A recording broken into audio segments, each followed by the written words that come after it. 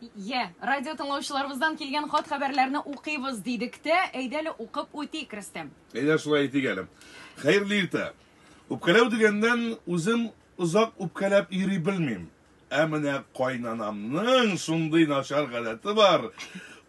Юктан да үпкәләп йөрергә мөмкин. Атналар, айлар буе менә шундый хәлләр дип көлеп смайликлар куйган. Кара әле, берсе кайнанасы турында язса, икенчесе тещасы турында яза. Иң авыры теща үпкәләсе. И яратмыйм да инде шуның үпкәләвен. Ялыктым.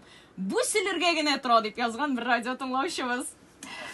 Хәерле иртә. Исәнмесез? Иртәнге шәйләр үпкәләү яшьлектә үтә, ә менә картайгач үпкәләп йөрү бик читендер инде ул дигәне дә бар. Исәнмесез? Мин үпкәли белмим, бары тик нәтиҗә генә ясыйм. Үземә ниндидер үпкәләү булса да, ачу саклап йөри алмыйм, 1-2 көннән бетә. Хәерле иртә дигән. 1-2 көн йөри икән әнә. Хәерле иртә, иртәнге шәйләр, уңышлы эш көннәре. Менә мин кияүгә чыкканчы бик үпкәли торган идем. Юкка барга үпкәләп сөйләшмичә йөри ала идем. Ә менә иптәшем бер дә үпкәли белми торган булып чыкты. Шуннан минем дә үпкәләүләрем бетте. Аллаһка шөкер дип язган бер радио тыңлаучыбыз. Әле тагын бер кызыклы гына хәл бар иде. Хәерле иртә. Мин дә бик үпкәче идем. Бәләкәй чакта ашарга чакырсалар да чыкмый идем.